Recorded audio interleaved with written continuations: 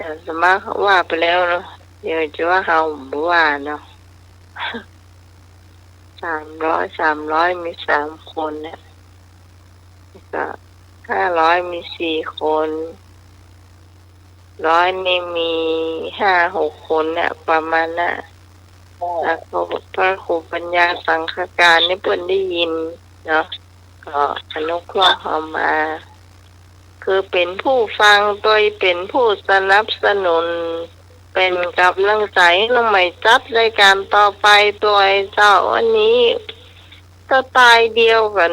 เหมือนกับมหาวิษณุเลยบอกว่าอาตมาบัญญัติห้ามอย่างในล่ะมันคือเพิ่นบอกเหตุผลอยู่อย่างหนึ่งถ้าอู้อากาศบ่ได้มันจุดไว้ เจ้าอาจารย์มหาวิษณุบอกกัน เจ้าพระอาจารย์มหาวิษณุบอกกัน เจ้าอาจารย์วิษณุบอกเหตุผลเพื่อเจ้าแต่เฮาก็คงจะอู้อากาศบ่ได้ เพราะว่าเพิ่นบอกเหตุผลเอาไว้เนาะก็ต้องรักษาเวลาไว้ประมาณเนี้ยเจ้าแล้วก็สำหรับพระครูปัญญาสังฆการนี่จะเป็นผู้ฟังด้วยแล้วก็เป็นผู้อุปถัมภ์อุปถากรายการเราด้วยเนาะก็ต้องกราบขอบคุณทั้งนักนะเจ้าที่อย่างรายการเฮานี่ถือว่าเป็นรายการที่บางคนนี่เพิ่นจะบักฟังนะมันจะว่าไปแล้วมันสาระอย่างก็ให้ผมได้หลายนะถ้าถ้าอู้ซื่อๆอันนี้อู้ตามซื่อละผีบ้าผีบอลในฟังไปการได้พี่อ่ะโอ้ยพี่ตองว่านะร้านน้องใหม่เป็นผีบ้าพี่เป็นผีบกนะเคยเนี่ยได้อยู่ย่านนะถ้าเป็นระดับ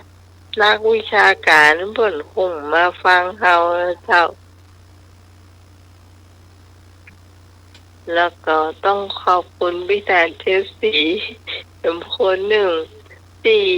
มาชอบรายการนี้แล้วก็เข้ามาช่วยก็คงจะแล้วการแล้วงานดีๆเจ้าเพิ่นเข้ามาแหมเนาะช่วงนี้อิดอยู่เจ้าอิดอยู่งานหนักเนาะบ่ได้อยู่ได้ย่างนี่ก็ต้องยอมภาพตั้งเมื่อวันเมื่อคืนเนาะแล้วก็มีอย่างแหมต่อไปคำถามก็มีแหมงานเนาะคณะสงฆ์อำเภอเมืองเชียงใหม่คณะสงฆ์อำเภอสะเมิงคณะสงฆ์อำเภอกัลยาวิวัฒนาขอเชิญร่วมทำบุญทอดผ้าป่าสามัคคีมหากุศลครั้งที่1สมทบทุนสร้างสถานที่ประสูติลุมพินีวันสถานณพุทธมณฑลจังหวัดเชียงใหม่ข้อถวายในวันจันทร์ที่19พฤษภาคม2568เวลา 17:39 นาทีณพุทธมณฑลจังหวัดเชียงใหม่บ้านโทกเสือตำบลดอยลออำเภอดอยลอจังหวัดเชียงใหม่ก็ท่านใดบ้างก็ไปร่วมได้เนาะจ้าก็ตามที่ประชุมของคณะสงฆ์อำเภอเมืองเชียงใหม่เนาะก็ร่วมทำบุญเนาะแต่ละวัดละ25 ซองเนาะแล้วก็อันนี้ส่วนทอดผ้าป่าเนาะส่วนที่มติที่ประชุมเนาะก็ใช้เงินวัดเนาะวัดละ 30,000 บาทเนาะเจ้าในอำเภอเมืองเชียงใหม่นะก็วัดเล็กวัดน้อยก็ทยอยให้เนาะวัดละ10,000ก็ได้เนาะก็รวมเป็น 30,000ก็ใช้ทุนนักเนาะ สถานที่ประสูติลุมพินีวันเนาะก็วันมื้อลืนเนาะพรุ่งนี้ก็วันที่18แล้วก็แต่ละที่เนาะก็แต่ละที่ก็เป็น3อำเภอ3อำเภอเนาะสถานที่ประสูติสถานที่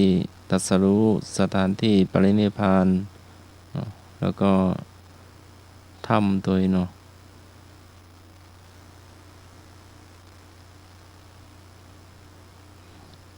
เจ้า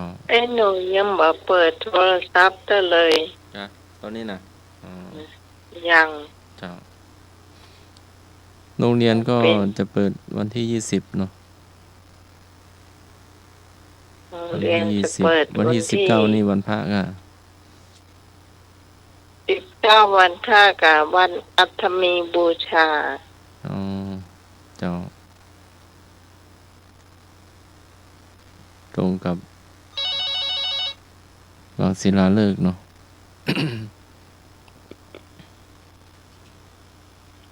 วัชการครับอาจารย์สมัครญาณพิโรเจ้าถ้าเจอเจ้าได้ยินไหมเจ้าได้ยินมาล้าพึ่มอยู่อ่ะ จมพิสมัยวัชการมาสักงานค่ะยมนุยมาเปล่าไม่มาโอ้ไม่มาต้องมี2 คนดิ3ยมพรมาสักพักนี่นะได้3 คนฝนจะตกมั่งค่ะพี่ปาโมเนี่ยเนี่ยฟ้าร้องอยู่นี่ก่อนเนอะค่ะ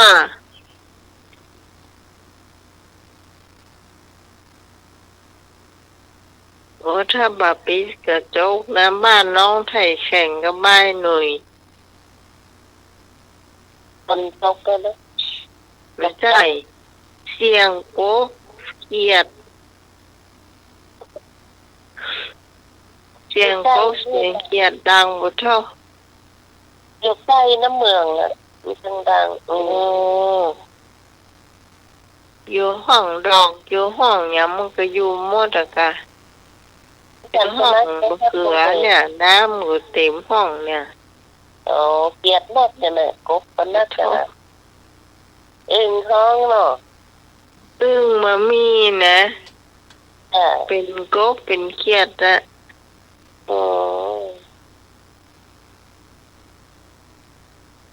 ได้ยินแข่งกันห้องสบายหน่อยเนี่ย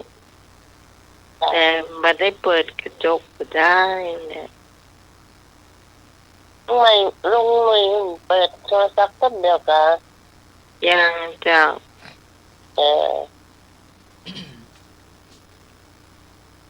ต่อไปเป็นพุทธประวัติเนาะสักคำถามหนึ่งเนาะ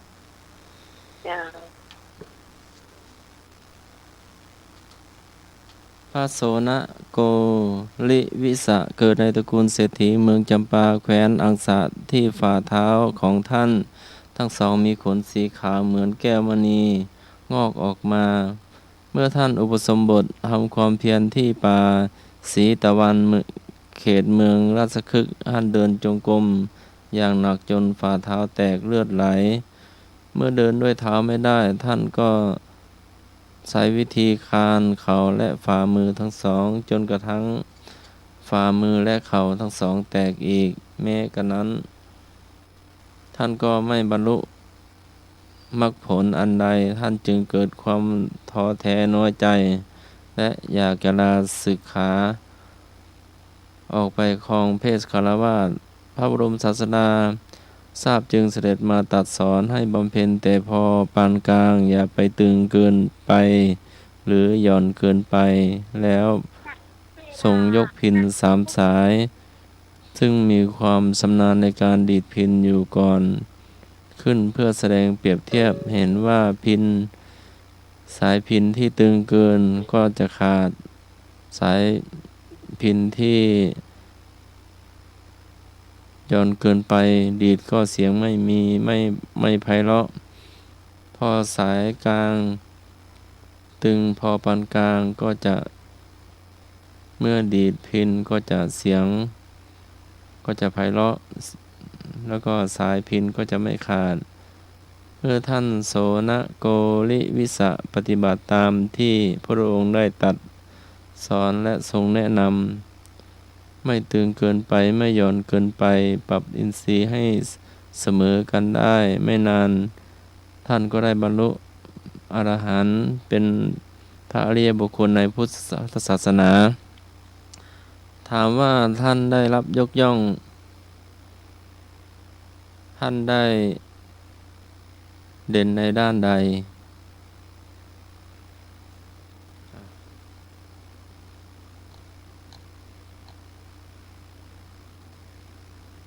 ท่านได้รับในทางเอตทัคคะในทางใดให้ ค มี วามอดทน กอไก่ความอดทนขอไข่ความเพียร กระทูตึงสองน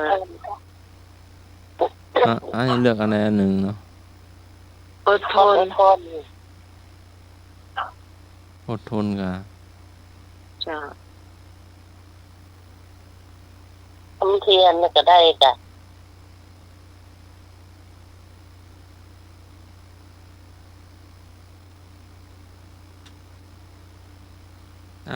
ทางบ้านเนาะ0532260058มีเลือกให้2ข้อเนาะกอไก่ความเพียรกอไก่ความอดทนขอไข่ความเพียรเนาะ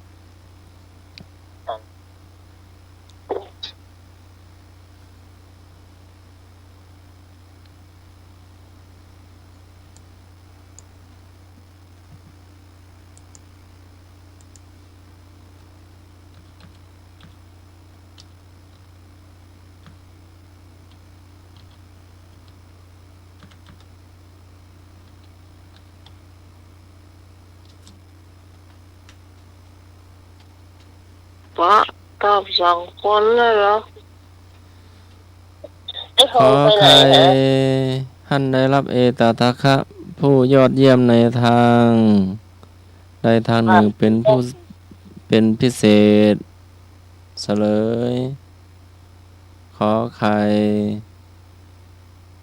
ทำเทียน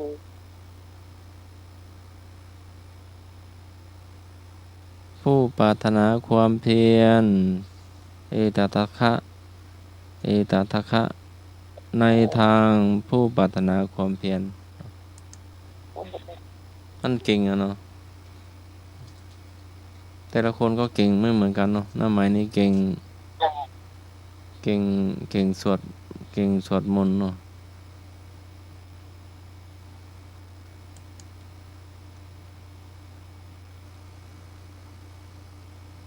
พุทธประวัติก็ สักข้อกะ จะข้อกัน มีข้อเดียวแต่ เตรียมมาข้อเดียวเดี๋ยวสักแป๊บคู่เนาะ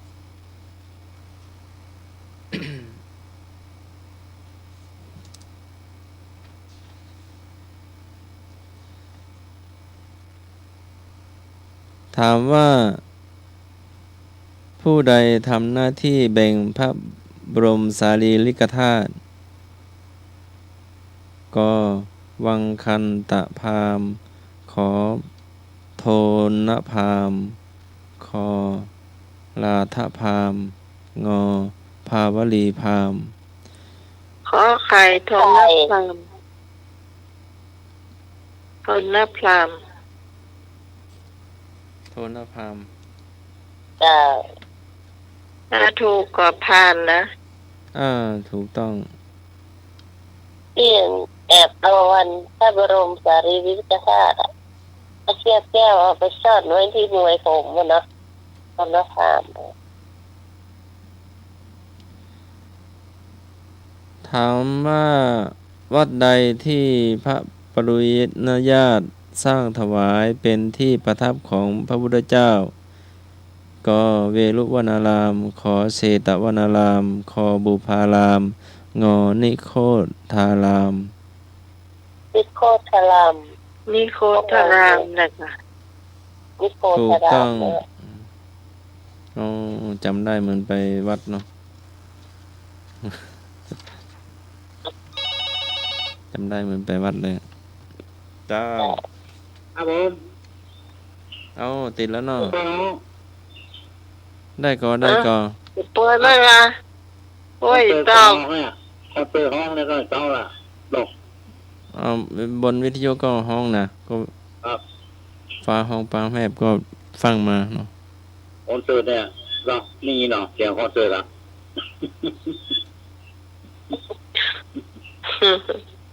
ดีใจก็ได้น้ำฝนเนาะ โทรมาตอบพี่กะก็อะไรก็จะ เดี๋ยวโทร เพิ่ม ไป ไป หา ครั เนาะ บ ครับผม เดี๋ยวโทรไปรับเด้อเจ้า น้องครับ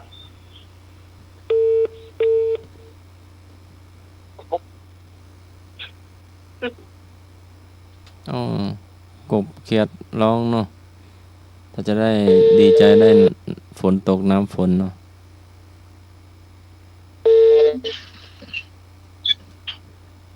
ผม อ๋อปิดไฟ บ้าน ปิด โดย โทรศัพ แต่ ท์ ง เนาะ กับบ้านน้องได้เลยอ่ะ ปอดทอกนั่นปอดปื้เนี่ย เราบ้านน้องซ้ำกว้างหลังบ้านน่ะ ตะวันออกแกงตะวันตกอ้อมโล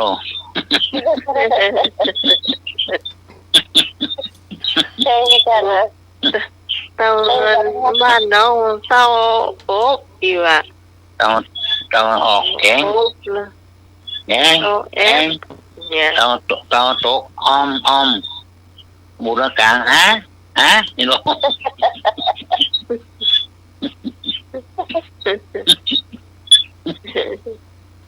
นั่นเป็นตัวยังไงเนี่ยตัวเนี้ย มันปลาสเปีดอะดอก ไม่ตัวมันเป็นเขียดหรือว่าตัวมันเหมือนกบ เจ็บก็มีตัวน้อยๆดำๆก็มีอะนะเสียงดังนั่นนะก็ โอ้ ที่เต้นมือเว้ยนะ ลุงเอาไม้ไปจ่อปากเขียดกัน ครับ อ๋อดังนะ โอ้ฉะนั้นตัดตื้อทำแรงคอนเสิร์ต เออแสดงคอนเสิร์ตเมื่อไหร่ ตะบนก็ขายตะบนก็กิ้งตะบน กี่โม ก็ ง กิ้งถังน้ำมันเล่นกันตะบนก็ครึ่งอ่ะ ลองไปถึงกี่โมง ทำแรงละโฟโต้อะโฟโต้เข้านี่เหรออาจารย์สมานี่เหรอเนี่ย กระตุกแต่นะตั้งน้องอาบน้ำดู 5 โมงป่าย ครับ มันน่าทำได้แบบเดียวเลย ตกได้หรอหมักเต่งมาเวงโอ้ดังอะไรล่ะ เราตกเจ้าตั้งละปูนนี่ไปเกือบ2 ทุ่มอ่ะตกอะ โอ้ทั่วหมดแล้วเนาะ แต่ ทั่วหมดแล้ว ยังน้ำดี น้ำขึ้นมาแล้วเนี่ยดอกจอมแจมมา หวังเนอะได้มัดเกือบดวงเกือบหายเนอะ ได้เก็บไว้แล้ว แล้วเครื่องซักผ้าลอยน่ะ ครับ แล้วอวดหัวนะอยู่ปากผมอยู่บ้านรอล่ะ ตอนนี้ไอ้พงไปดังใดลูกเลย ครับ แล้วถ้าจะไปประกวดของเพลงงานวัดกระบาดอัพหาดิ โอ้ ใช่ไหมประกวดของเพลงเนี่ย อืม มันจะห้องเพลงอย่างฮะ ฮะ มันจะห้องเพลงอะฮะ น้ำตาล่วงหลังพวงมาลัยค่ะ มันจะเพิ่งว่ะ ฮะ จะเพิ่งกับหน้าไอ้พงว่ะฮะ พี่ขับรถทัวร์ไปหาทูนหัวอ่ะ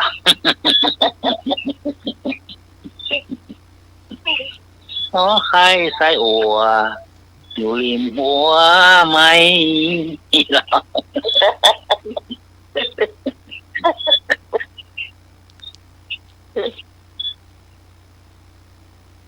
มีประชาสัมพันธ์อันหนึ่งเนาะ ครับผม มูลที่ครูบา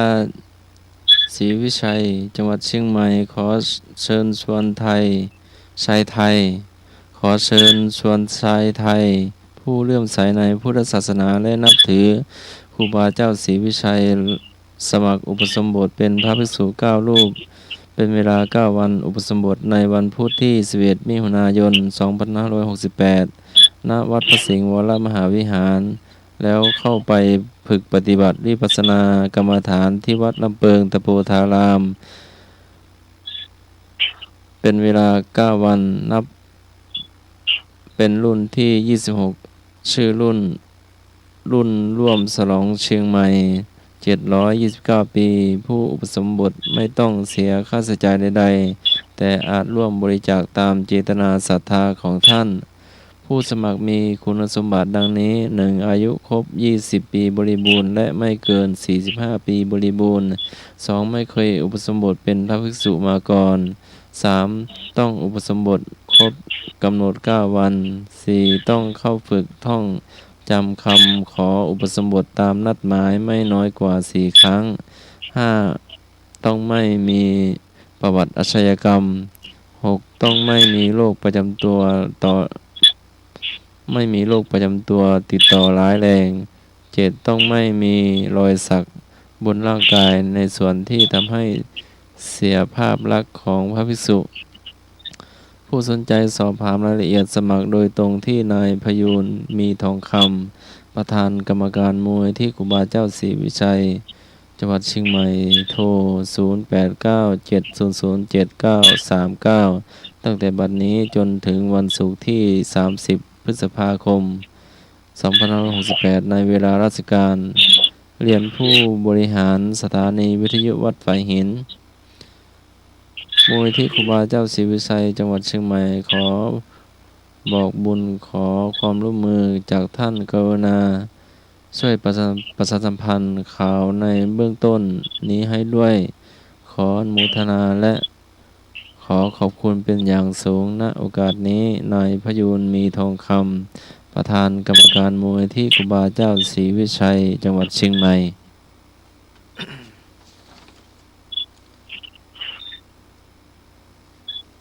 แล้วก็ปลายเดือนนี้เนาะเดือนพฤษภาคมนี้ก็จะมีปฏิบัติธรรมเนาะที่วัดพระธาตุสีจอมทองเนาะก็ได้ทราบข่าวจากอาจารย์พระครูโสพลปริยัติเนาะเป็นเวลาน่าจะ2 เดือนเนาะเจ้าพระเถระครูบาอาจารย์ท่านใดที่สนใจก็เข้าปริวาสเข้ากรรมเข้าปฏิบัติธรรมได้เนาะติดต่อได้ที่วัดพระธาตุสีจอมทองเนาะ นี่มันต้องเป็นฝ่ายปฏิบัติอ่ะ ก็5 พรรษาขึ้นไปเนาะ ปฏิบัติแต่ เจ้าก็ต้องตัดทุกอย่างเนาะตัดห่วงตัดวางทุกอย่างเนาะ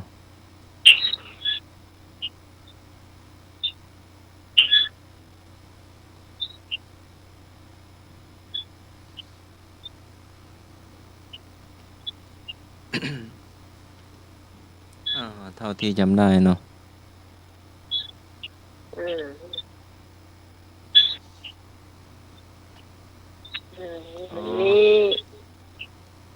วันนี้อาหารเรามาทำเมาเหล้าเสียละบอก ที่งานวัดฝายหินก็จะมีวันที่9 มิถุนายนเนาะ อะไร ก็วัดประสาทรัตน์สร้างสุขเนาะก็นำโดยหลวงพ่อ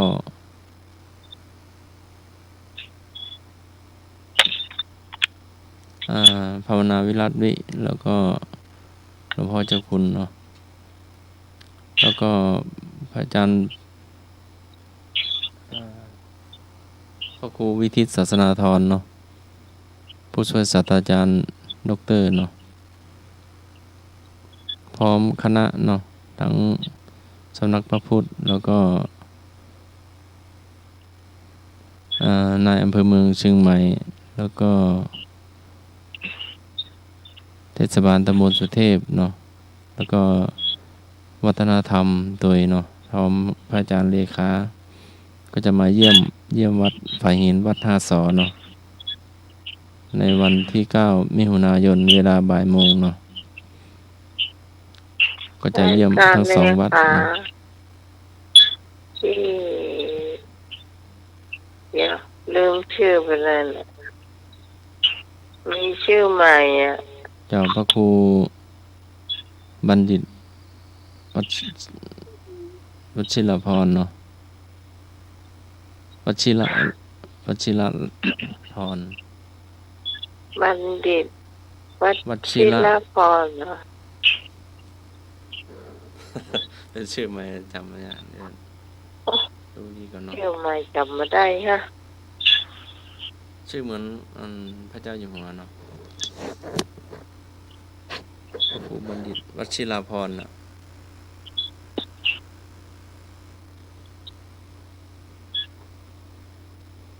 แม่นละพระครูบัณฑิต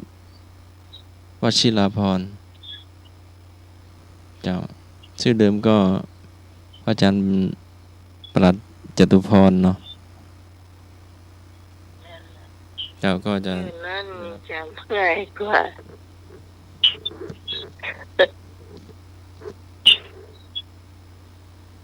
ชื่อใหม่ก็ยาวเชียว เจ้าเป็นเลขาหลวงพ่อเจ้าคณะจังหวัดเชียงใหม่เนาะหลวงพ่อพระเทพมังคลาจารย์เนาะ อืม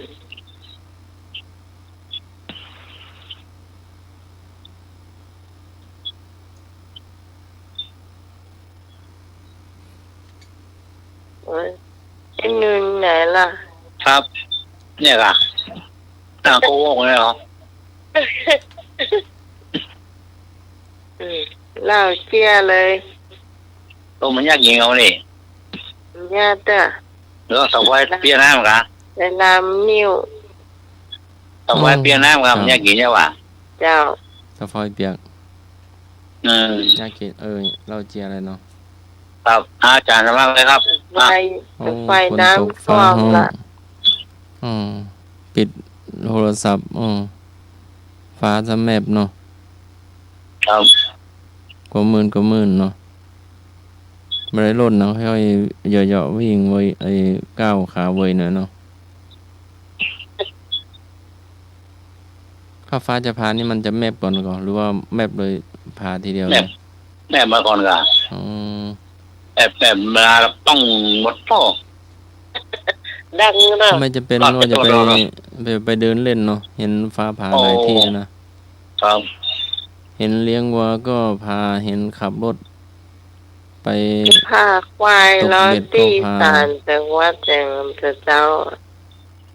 บางข่าวควายสี่ตัวตายหมด เห็นพิธีบวงสรวงอะไรนะ อ๋อ แล้วก็ฟ้าก็ เป็น พาย เป็น นครวัดนครพรหมนะ เออ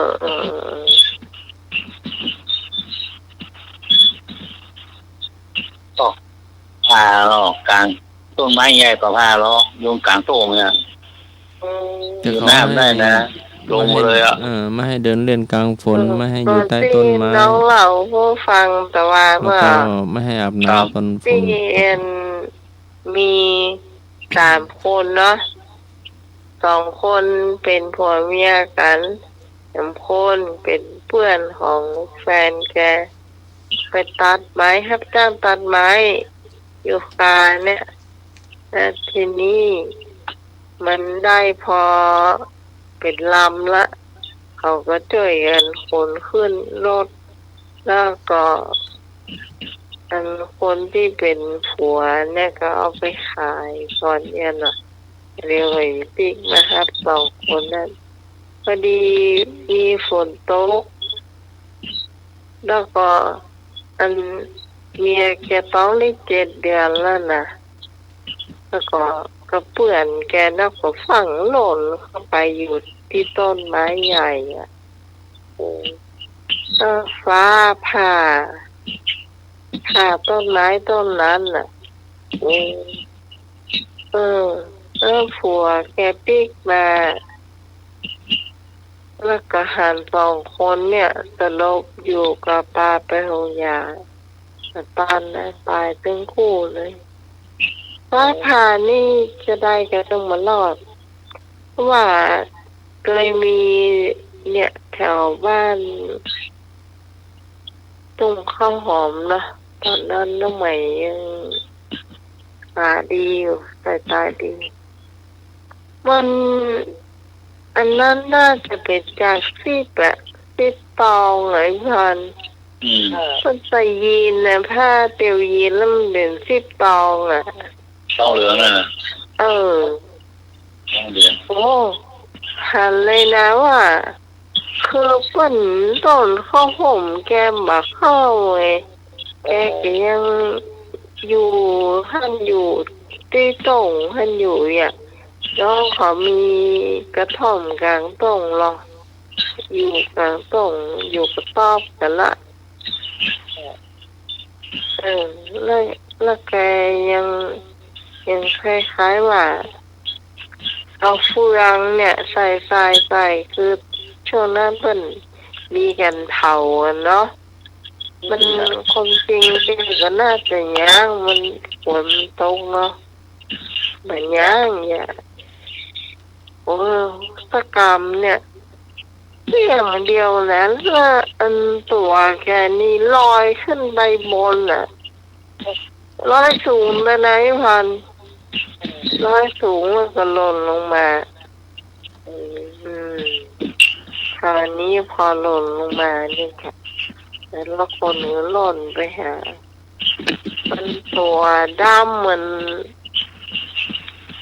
เหมือนไฟไหม้เลยอ่ะ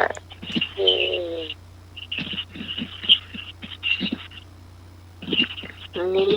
มันน่าจะเป็นตาซีดอันตรายเลยซีดตองอย่างนี้นะใช่ค่ะ เดี๋ยวผมใส่กันละ เป็นต้องเหลืองหรอ จ้าเดี๋ยวผมใส่กันละเนี่ยนะอันตราย เตียวยีนน่ะก่อนมันเป็นหัวกระดูกมันเป็นต้องเหลืองหรอ แม่น ต้อง ดู น้อยน้อยเราที่มันใส่เยี่ยมอ่ะใส่เยี่ยมหล่นตาปอนะปวดตัวฟ้าห้อยล่ะมันใส่กระดุมสีเหลืองน่ะเนี่ยโอ้ยฟ้าผ่า เสื้อยีนก็มีกระดุมเหมือนกันนะเนาะเหลือง ครับดีสีเหลือง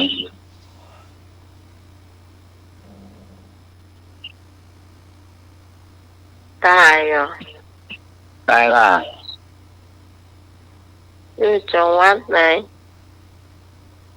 อันนี้เมื่อหลายปีละอยู่วันไหนก็ลงข่าวกันหรอก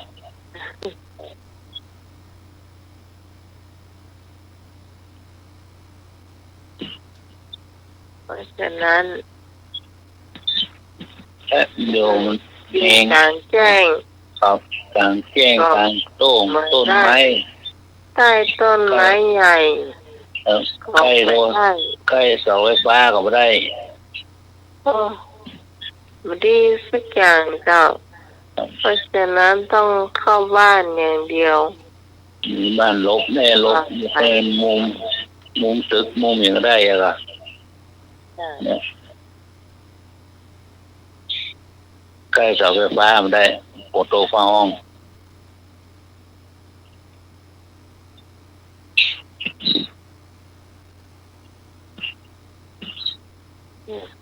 เนี่ยในตัวเราก็มีเครื่องล่อไฟเหมือนกันเนาะ แม่น เครื่องล่อไฟ คนก็อู้โทรศัพท์หรอโทรศัพท์มาอู้เนี่ยตูดแล้วนะต่อ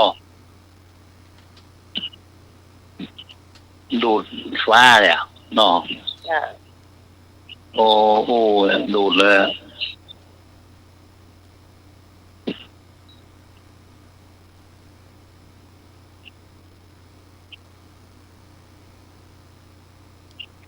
แล้วเจ้า ธรรมชาติ จบแล้วค่ะเจ้าสารวัตร จบมีเรื่องหนึ่งเนาะ มาต่อเลย หมาน้อย โอ้ ชื่อนวลก็ เดี๋ยวเอาไมค์มาเล่นก็เดี๋ยวเอาลำโพงมาเล่นก็เดี๋ยวเอาไอ้แก้วพระธาตุของพระอาจารย์ภัสกรมันก็ อืม เห็น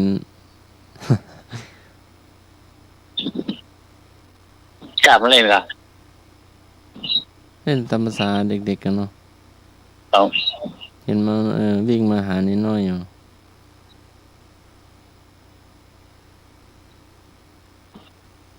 กำลังมันเขาเรียกว่ามันแค่วอ่ะ มันเกี่ยวกำลังให้เลยเหรออ๋อ เดี๋ยวเอาเกือบนิดน้อยไป ต้อง ใส่ ไปซื้อหนังควายอ่ะหนังควายที่แผ่น50 บาทนะปล่อยมันจงมันจะทำอาการอยู่ฮันอ่ะ ชอบเกี่ยวนี่มันเลยเอาไป มันมากัด เกลียด นี่ นะ ต้องตีก่อนหรือว่าปล่อยมันไป ตอน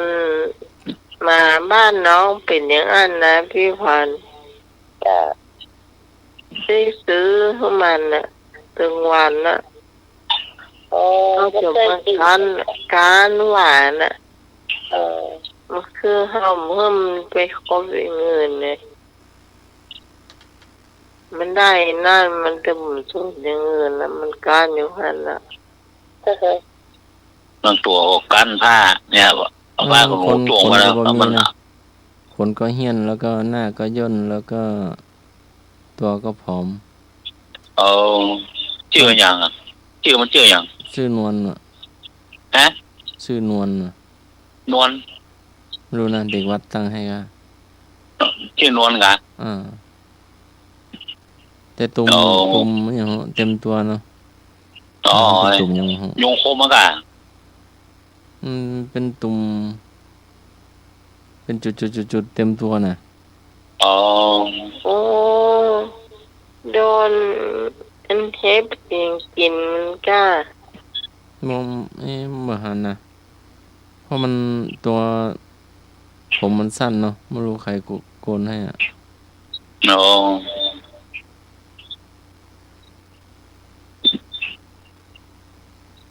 เนี่ยหมุนรัก เดี๋ยว ๆตะมุนลำทานรัก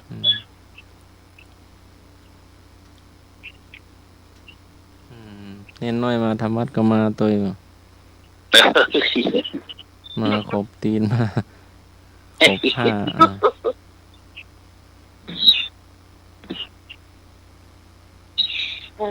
ทำบุญทำตานั่งนัก ถ้าผมต้องมาเกินอีละเนาะที่แข้งที่ขาเบาละเนาะ จ้ะ ก็ พอสอง เหมือน ถ้าสองแข้งนี่ก็อีละแกแล้วเนาะไม่พอเนาะ อ่า เขาก็ต้องทำบุญไว้ของเขา ครับ ล่วงหน้าตายไปเขาก็ต้องเจอของเขาทั้งนั้นแต่มันเราคนอื่นที่เป็นลูกเป็นหลานถ้าเขากตัญญูก็ดี ดีกะ เขากตัญญูเรา อืม เป็นเรากินกับไผ่ โคนเบลียวเนี่ยมันมีละสองอย่าง จ้ะ เนี่ยลง นั่นเขา ยังพอลงข่าวหนึ่งวันน่ะเราที่ดินที่อย่างเราไปขายหมดเครื่องหมด รักษาไล่พ่อไล่แม่ออกบ้านเนี่ย เปิดแบ่งเรียบร้อยละโอ้ก็นึกว่าเลี้ยงพ่อเลี้ยงแม่ปีกมาไล่พ่อไล่แม่ออกบ้าน อันก็มีแต่เออถ้าว่าใจบ้านนี่ก็มีว่า เนี่ยสองพี่น้องอ่ะน้องอายุ70 ปลาย80 ปลายมีน้องเลี้ยงตีเลี้ยงดีหนึ่งอย่าอยู่ในเข้าไปอยู่ในห้าเนี่ยฉันอายุ80 ปลาย โอ้ ยิงน้องมันยิงอ่ะสองโอพี่น้องมีสมบัตินักกับเพื่อนแบ่งนี่ล่ะ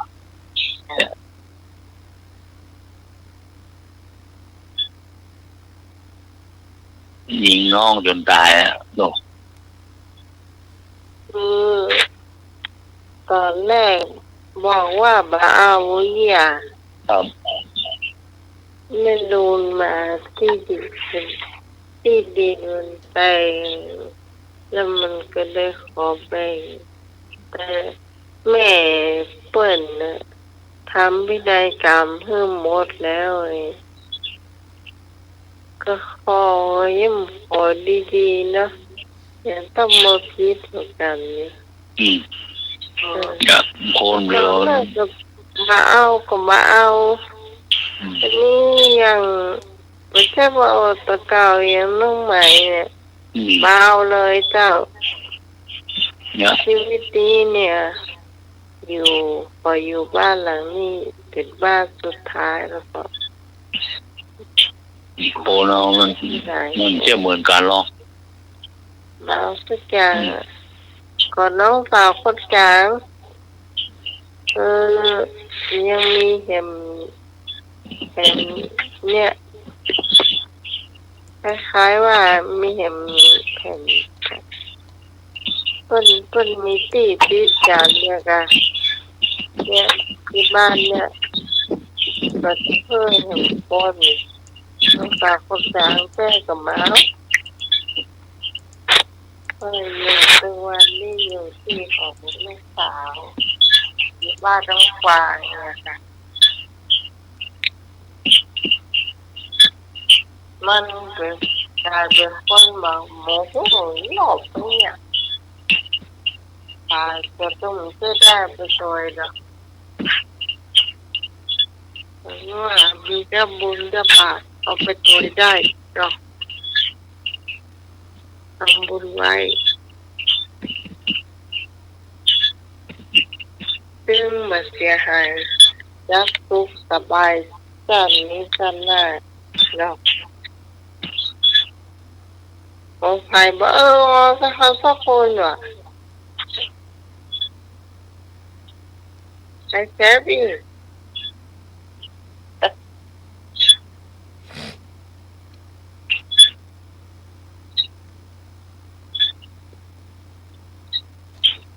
ลูกมือไหนเราเสียงอ่ะอ่ะ เปลี่ยนกันเรานะ เดี๋ยวเครียดไปจะโอ้ตัวละน่ะ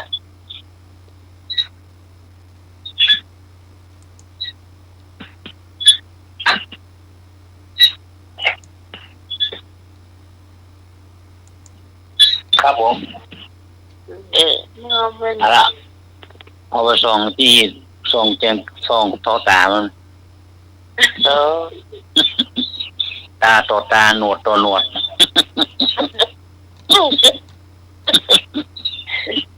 เดี๋ยวไอ้พง ตาต่อตาจ้องกันฟันต่อฟัน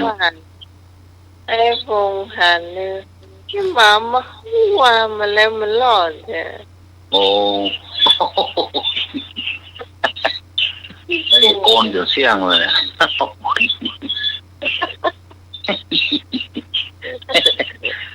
โกนแล้วเดี๋ยวเสี่ยงเลยนะเบื่อ ไอ้ไง อะไรมากินด้วยกันนั่น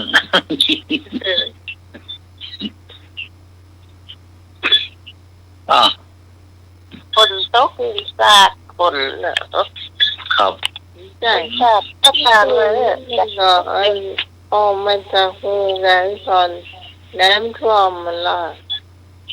ดอกนั่นทันตื้นนะเนี่ยโดนตีเนี่ยฮับเอ็กซ์ฮับเอ็กซ์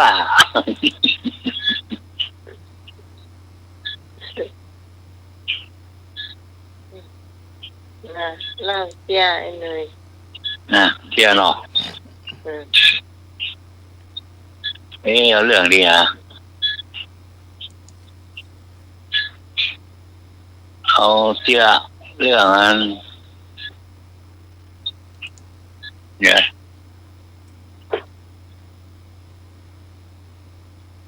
แมวเวียงอ๋อคือรถแมวเวียงอ่ะก่อนข้อมาเวียงนี่มันมาเวียงนี่มันแต่งตัวเรียบร้อยหรออ๋อเชียร์ใหม่เตียวใหม่มาเวียงอ่ะ เนี่ยการหลวงอ่ะก่อนในการหลวงนี่ดีที่สุดแล้วหรอก็เนี่ยการหลวงมาหลายคนอ่ะ3-4 คนเนี่ยการหลวงไปไปการหลวงเรียกว่าโซนประกาศใต้ดินขึ้นได้เลื่อนไม่เคยอ่านนะ เอ้าขึ้นได้เลื่อนไหลเรื่อยๆมันกล้าขึ้นนะขึ้นใหญ่วะ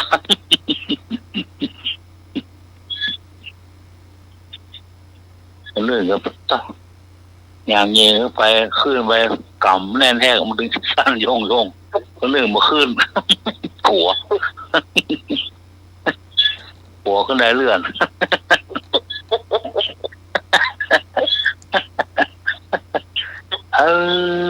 เนาะ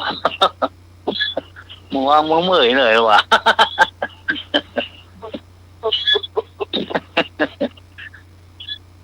โอ้ถ้ากูมาขึ้นกูกลัวเมื่อย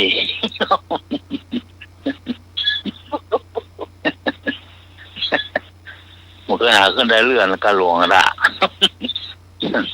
มันเลื่อนขึ้นเลื่อนลง นั่นถูก เลื่อนขึ้นด่ะ ยังว่านะครับ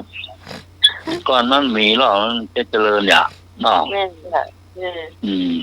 น้องชอบขึ้น อ๋อคนถ้ามันเคยขึ้นนะมันขึ้นตีเขาขึ้นมาแล้วหรอ2 คนอ่ะ กูมาขึ้นกูกลัวเมื่อย ก็ไปถึงขั้นสุดท้ายคะแนนข้ามเด้อเป็นกระถึงบอลซูดนี่ก็ไปเจ้า จะเกลียดแก่นะ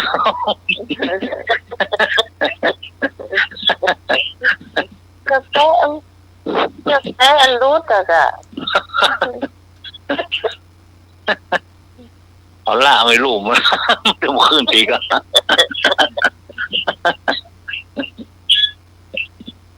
บางคนจะขึ้นมาได้เลื่อนถอดรองเท้ากันน่ะก็แค่ละไว้ให้ลูกพุ่น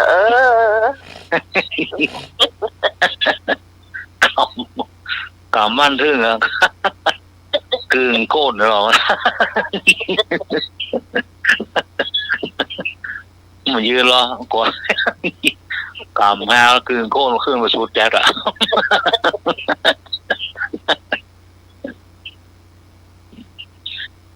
ชื่อมันแล้วเกียกบอกไว้สักคำอ่ะ เติมมาแล้วกูกลัวเมื่อย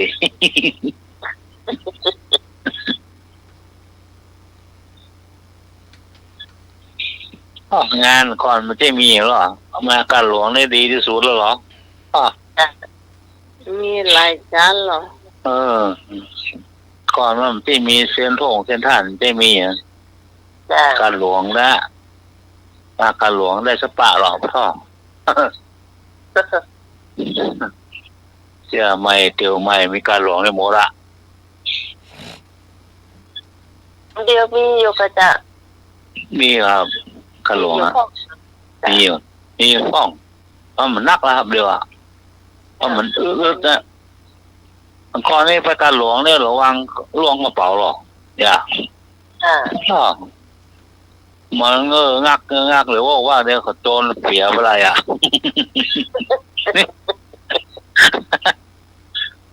มันเที่ยวกระเป๋าล็อกกระล่องอะไรมันหรือว่าเดี๋ยวเขาโจรต่างมาพวกอย่า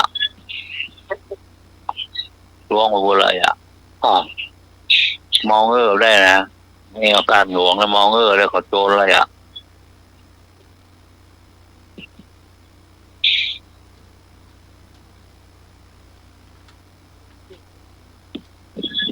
คนละคนนะแต่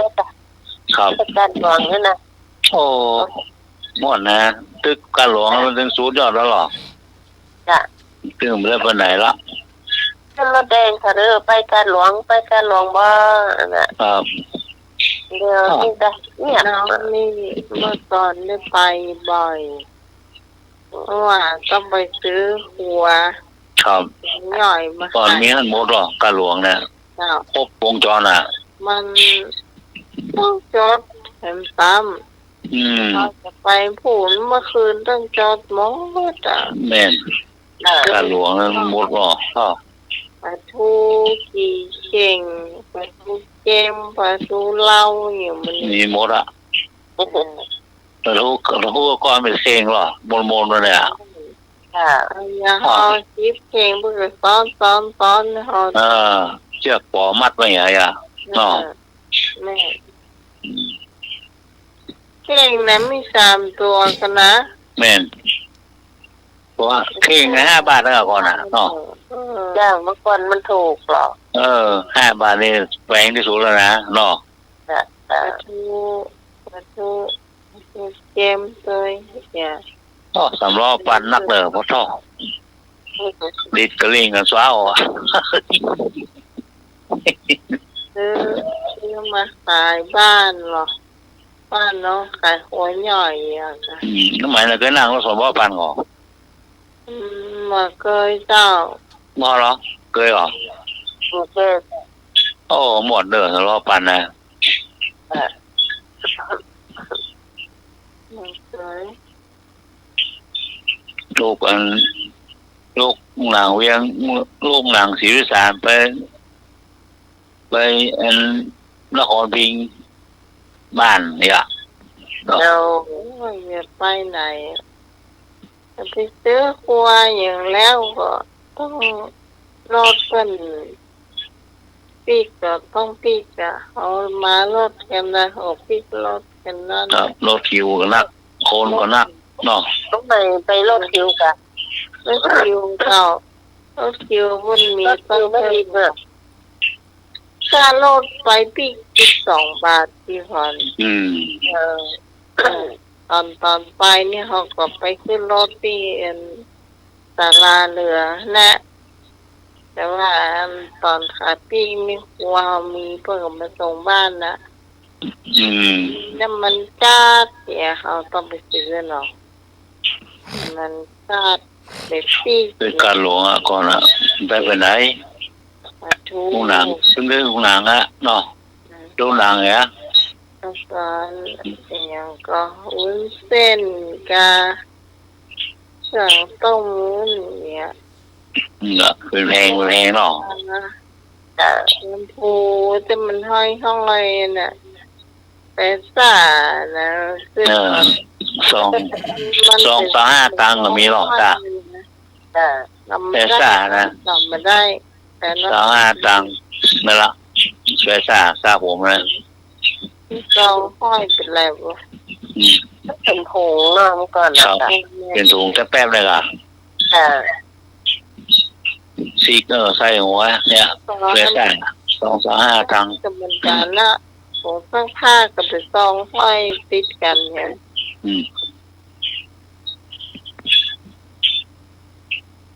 เนี่ยขึ้นไปขึ้นมาโอ้ชีวิต ข้อครบหมดอะมาการหลวงนี่ครบหมดหรอได้หมดอะ อันนั้นอันการหลวงจะมีแถมอย่างศาสตร์กรรมใหญ่จะมีจังเส้นอย่างเงี้ยเขาซื้อเนาะไปถึง2 กาดค่ะ แต่ก็ใหญ่ไม่ได้ดีเลยหรอเนี่ย ยูคิวรถ ศาสตร์กรรมใหญ่มีเพื่อตอนออกนะ ยอด แม่น 70 เนาะ ครับ อย่างคิวรถวันที่เมื่อก่อนเราไปวันที่ไปการหลวงมันอยู่คิวรถวันที่มันจอดเทศบาลตัวน่ะ แม่น จอดเทศบาล ครับก่อนบ้านที่ขี้ฟูนอย่าเนาะ ค่ะ ก่อนตั้งจะดีหรอเนาะ เป็นคนแดง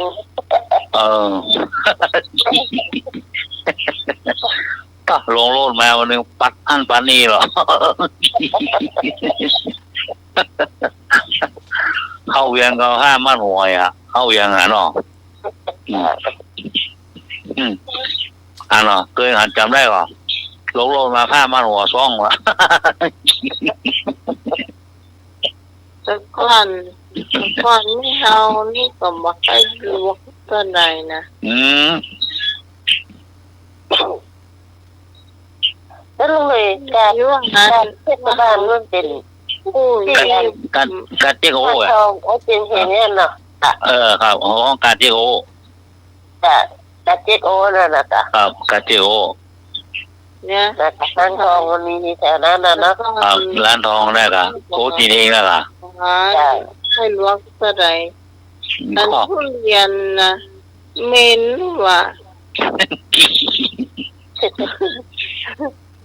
ก็กินเหม็น คนก่อนมัน โอ้ สื่ออ่ะจีนี่เหรอก องมาเลิ่นเทินทึกศาสตร์เมืองใหม่มอสังโค อืม กายนี่ตั้งหน้ามือปิดหูดังเลย อืม คำเดียวนี่มันล่ำได้กินเนี่ยเหมาะเนี่ย ก็แม่มันซื้อครัวมาลูกมันอ่ะ ซื้อมาโขนมาไว้ลูกนั่งเฝ้าไม่เลิกไปไหนอ่ะก็โขนมาอ๋อน้อยมันเหงารับอ่ะ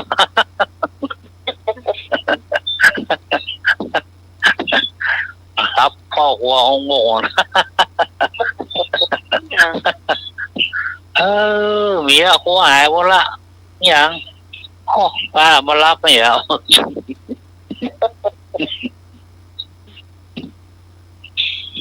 แม่ไปซื้อครัวในกัดออกมาไว้เนี่ยมากำยางไว้หลวงเฝ้านอกอ่ะตู่กันหาวเข้ารับไปอ่ะ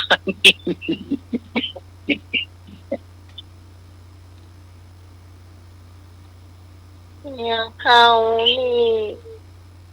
น้องผมไปแจ้งว่าเป็นคนใหญ่แต่ตลอด น้อยเหรอ น้อยอยู่แล้วก็เขาก็จำเป็นที่ต้องไป คน สารที่เม แม่เขานี่มัน ตั้งซื้ออย่าเราเลือกเอา ที่ลวกที่แหลมมีเหรอโคนก่อนนะ อะไรเอ่ย 3 ขา มีตาเดียวกินคนเป็นร้อย อัน3 ขาตาเดียวกี่คนเป็น100วะ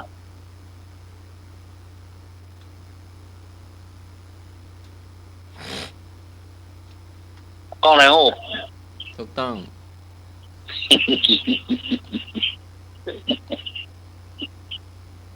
นกอะไรเอ่ย ขัดรองเท้าได้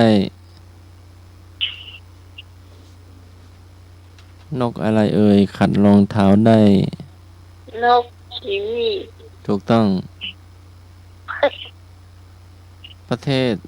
สวิตเซอร์แลนด์ทำนาอะไรมากที่สุด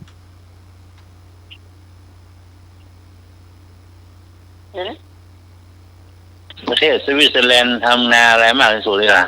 เจ้า สวิตเซอร์แลนด์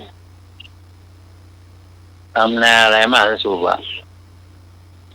น่าจะเป็นคำถามอื่นมั้งทวีปไอ้อย่างทำนานักที่สุดอะ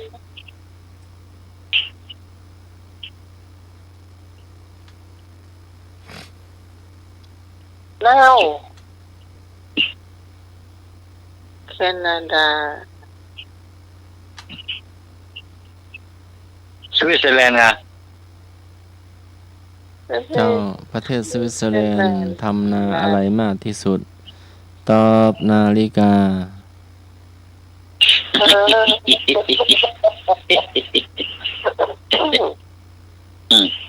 ใช่ถูกต้อง มาอะไรมากที่สุด ถามว่าพ่อพระครูปริยัติยานุศาสตร์ตอนนี้อยู่ประเทศอะไร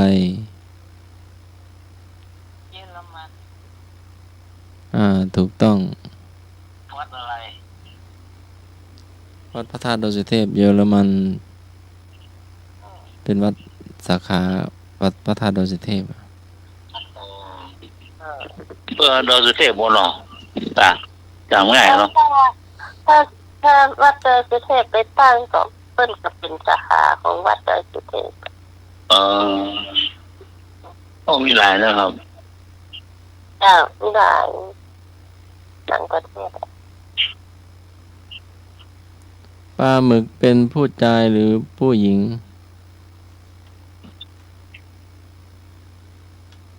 ฮะ ปลาหมึก เจ้า เป็นผู้ชายหรือผู้หญิง เจ้า ผู้ชาย เพราะ มีหนวด ถูกต้อง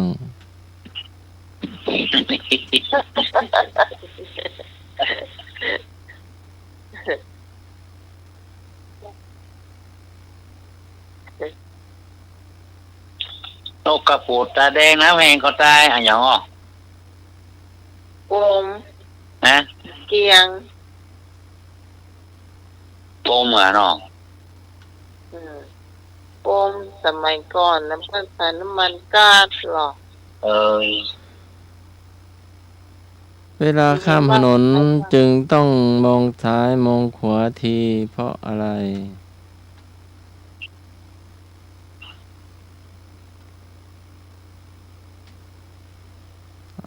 ทำไมเวลาข้ามถนนจึงมองซ้ายมองขวาที มองซ้าย ว่ารถมา เพราะมอ ว่าง รถชน ยังไม่ถูก เพราะเรามองพร้อมกันบ่ได้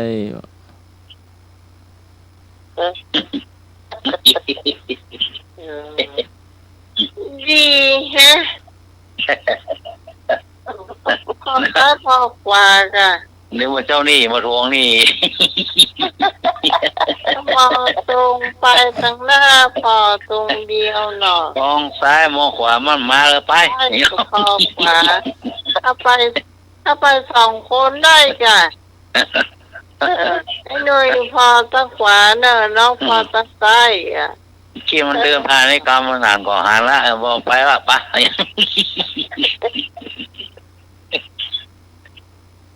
จุดว่าจงแขน ยิ้ม โลด ตามประมาณ200ว่าอย่าไปฮื้อเพื่อน ป้าเจ้าหนี้นะ ป้าเจ้าหนี้เจ้าป้ากลางมาลาย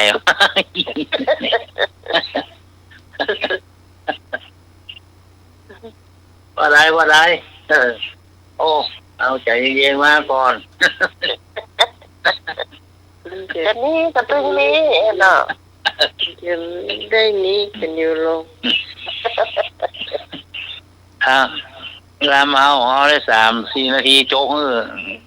ไม่ปีกไม่เอาได้เป็นปี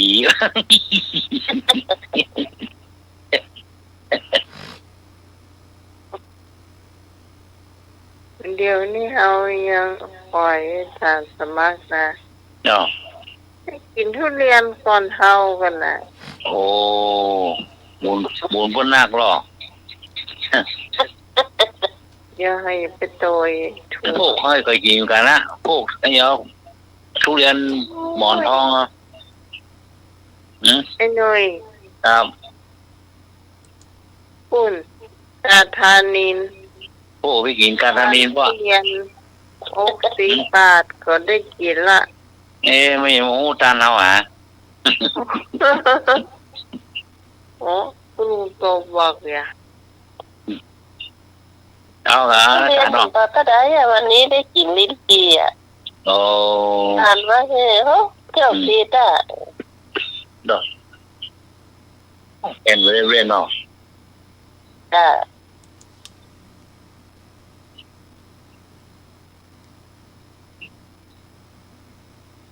มีคนหนึ่งบอกว่ามันมากทุเรียนมากทุเรียนแล้วมันก็มากเบียร์ อืม แล้วทีนี้มันจะกินทั้งสอง เขาก็ห้ามมันว่า เนี่ยเคยได้ยินก่อนว่า ถ้ากินทุเรียนกับเบียร์นี่นะรับรองหายแน่คืนนี้บอกมันอย่างนี้มันก็เลยว่า มันเป็นหยังเอาไปกินเบียร์มันแสดงว่ามักเบียร์มันกินเบียร์ไปแล้วมันยังพอทุเรียนติดอยู่อ่ะ อ๋อ มันจะลวกนะ อืม ก็เป็น แล้วกินหูกอ่ะ จะกิน แล้ว แล้ว กิน ถู หู ก กอ่ะ กินถูกอะ กินหูกอ่ะอ๋อ มัน จ้ะ มัน กลัวการบ่ลง มันกินกันเป็นหมู่เนี่ย อืม เป็นกินทุเรียนกันเป็นหมู่ กลัวการบ่ลง ก็กลัวไม่ได้กินมันขอว่าผู้หนึ่งอย่างค่ะ มันโต๊ะจีนน่ะล่ะอย่าไปกินโต๊ะจีนน่ะโคตรหลายเอากุ้งทอดซุปของเสีย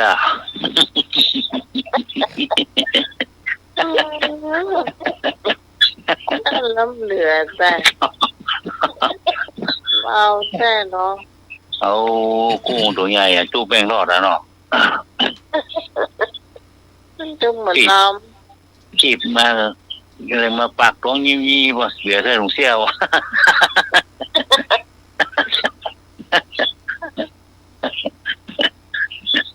เขาเขาเมายี่ห้านยี่นี่มาใส่ของเสียวะ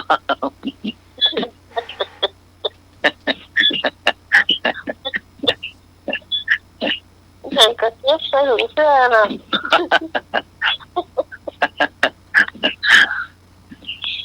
อ่ะโฮมใส่เสื้อใหญ่ไปอ่ะเนาะใส่เสื้อตะเปิบหนึ่งกระเป๋ามันใหญ่อ่ะมันแลบลงอ่ะล่ะ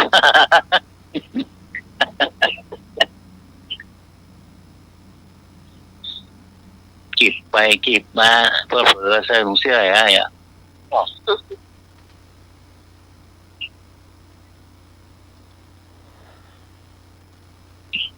อ่ะ อะไรเอ่ยเวลาเรายืนมันห้อย เวลาเราเตวมันแกว่ง ำไม่ใช่ กระดิ่งเนี่ยค่ะ เฉลยแขน เอ๊ะลูกเก่ง แผ่นดินไหวอ่ะ แผ่นดินไหว เออจากสมัครนี่เขาได้พีสงกันแล้วค่ะว่าเขาก็ไม่อย่างนะแต่ว่าเขาให้หัวจากสมัครนั่นอะไรอย่างนั่นอะไรอย่างไรพอนเจ้าชมตาเตือนน่ะ อ๋อ ที่หายไปอ่ะ ฮะ ไปดูนี่